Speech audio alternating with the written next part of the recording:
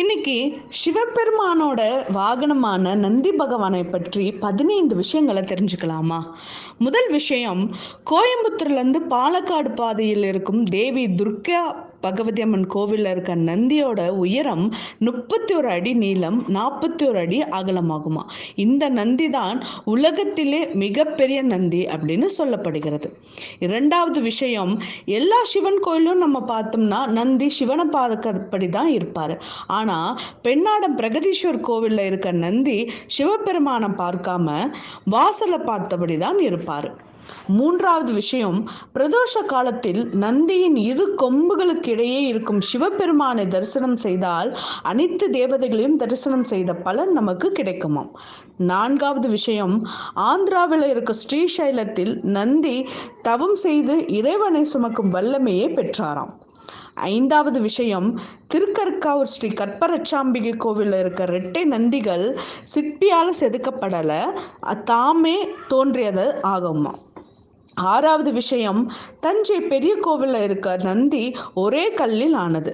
இதோட அகலம் 2.5 மீட்டர், நீளம் 6 மீட்டர், உயரம் 3.66 மீட்டர் ஆகும். ஏழாவது விஷயம், தேவார மூவருக்கு காட்சி தர நந்தி விலகிய தலம்தான் மதுரைக்கு அருகில் உள்ள திருப்புவனம். எட்டாவது விஷயம், நந்தியின் மனைவியின் பெயர் சுயம் பிரகாசே. இவங்க யார் அப்படின்னா வசிஷ்டரோட பேத்தி ஆவாங்க. ஒன்பதாவது விஷயம், விழுப்புரம் அருகே இருக்க திருவாமாத்தூரில் இருக்க அபிராமேஸ்வரரை வழிபட்டு நந்தி கொம்புகளை பெற்றதாக ஐதீகம் இருக்கு.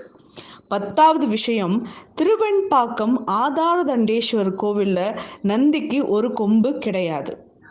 11வது விஷயம், ராவணன் சிவபெருமானை தரிசிக்க வந்தபோது குரங்கு போல நடுவில் அமர்ந்து வழிமறைக்கிறாயே அப்படின்னு நந்தியை பார்த்து ராவணன் சொல்லிட்டார். அதனால் கோபம் அடைஞ்ச நந்தி பகவான் என்ன பண்ணாரு, உன் ஆட்சியின் கீழே இருக்க இலங்கை குரங்கால் தான் அழியும் அப்படின்னு ஒரு சாபத்தை கொடுத்துட்டார்.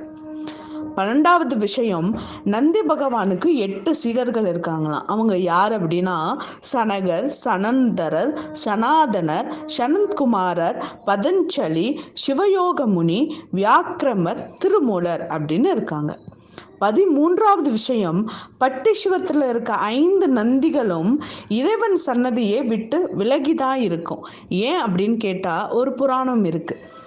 சிவபெருமான் தன்னை சம்பந்தர் தரிசனம் செய்ய வராரு, அதனால நீ விலகிரு அப்படின்னு சொன்னதா ஒரு புராணம் இருக்கு.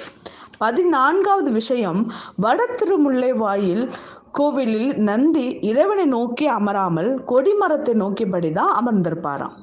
15வது விஷயம், கர்நாடகாவில் உள்ள மல்லேஸ்வரம் என்னும் பகுதியில் நந்தி வாயிலிருந்து தீர்த்தம் சிவபெருமானை நோக்கி விழுமாம். இன்றும் அது இருக்கிறது. நன்றி.